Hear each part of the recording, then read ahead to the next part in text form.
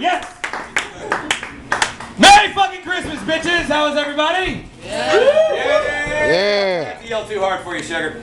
Well, Christmas is different for me now. Christmas used to be, it was time for me to where I could actually spend all my extra money on drugs without feeling too guilty. Because you're like, it's Christmas! I can do a Xanax, a Loratab, and a line at 9 o'clock in the morning. It's what Jesus would have wanted. Jesus wished he had a fucking Loratab. But now it's different. Now I'm gonna get married in March, so now becomes the whole time of going to in-laws and whatnot for the fateful holidays and whatnot. And I got to go today to my wife's family. Why the fuck am I even bothering? My wife's family, and it was cool. They have a tradition that's kind of cool that I need to respect. They have a tradition where they all get together at her house at 9 o'clock in the fucking morning to make tamales. Now, making tamales is fun, but when there are like 7 kids and like 6 adults at a table, all sitting around putting dough in these fucking corn husks making dinner, it looks a lot like a Ford car line and she's just up for cheap labor first thing in the fucking morning. Because we found out halfway through making these tamales that they were for the fucking church. Now I got nothing against the church. But why the fuck am I making tamales for people who can afford food?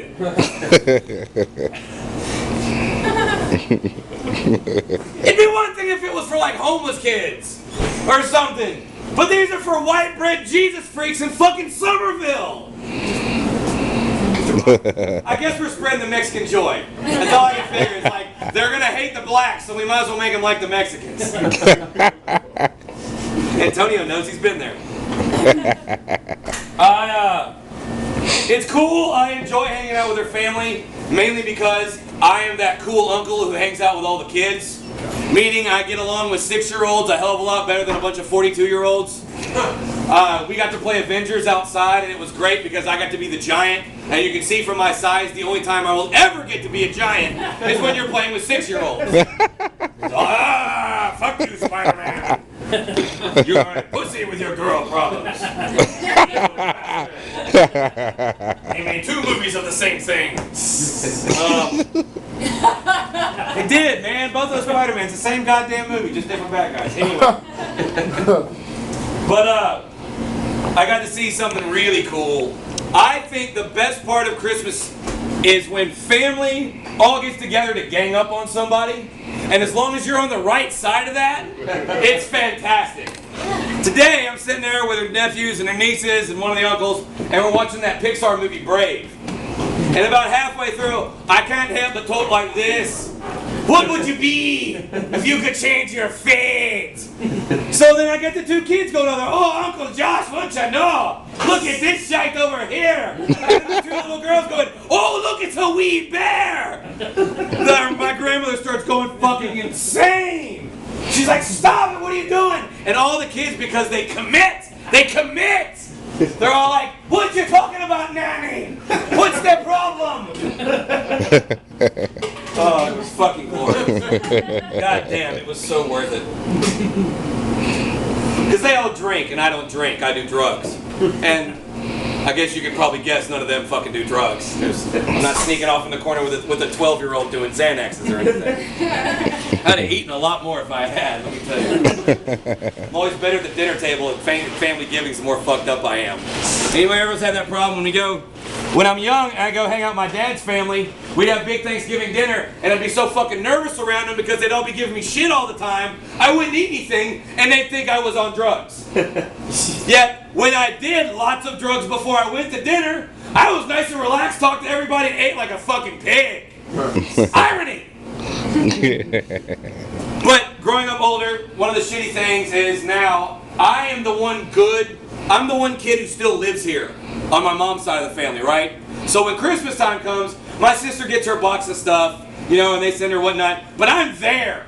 I'm the baby. I get spoiled rotten, and I don't give a fuck. I'm an American. I want some fucking presents. Yeah. I don't give a shit if I'm deserved. I'm American. So it was always great. We showed my grandmother's on Christmas Day, and I'd have my little fucking stack. It doesn't matter if it's a lot of money spent, I just want the quantity. I just don't give a shit if they all cost a fucking $1, I just want the mountain. I want the mountain of presents. Now I'm getting married. My mountain has been divided. Oh. I found out they don't go out and spend more money on your wife. No, no, no. They just divide up the booty between you. Where I used to get Scooby-Doo lunchboxes, V for Vendetta t-shirts, Tasmanian devil sweaters that I will never fucking wear. Now, I get a book, and we get some fucking new dining room shit. I'm never gonna wash! Blue placemat. What kind of shit is that? So, I got one last thing, and I'm only going to do this joke because I can't do it after the holidays. Because it's not cool then, because it's not really cool now. My friend Katie, not Kay Lucas, because that would make the joke funnier. My friend Katie got raped the week of Thanksgiving by a Native American. Good, you didn't laugh, because that's not funny. Now, she was all freaked out, and I was like, my friend Katie, chill out here. There are things that are worse than being raped on the week of Thanksgiving by a Native American. She's like, what could possibly be worse than being raped the week of Thanksgiving by a Native American?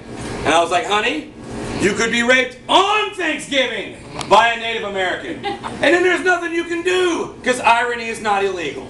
Thank you guys, have a good night, happy holidays.